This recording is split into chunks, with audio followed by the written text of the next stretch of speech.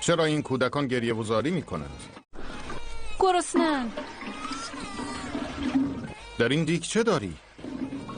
با آب خالی فریبشان میدهم. خدا میان ما و عمر حکم کند.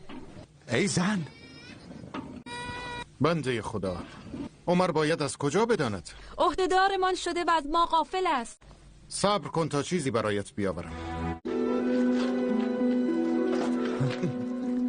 بر دوشم بگذار. من میروم. آیا گناهانم را نیز روز قیامت تو حمل میکنی؟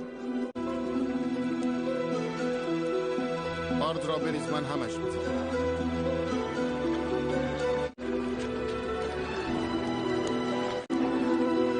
به آنها بده بخورند. من کم کم آنها را در ظرف میریزم تا خنک شود.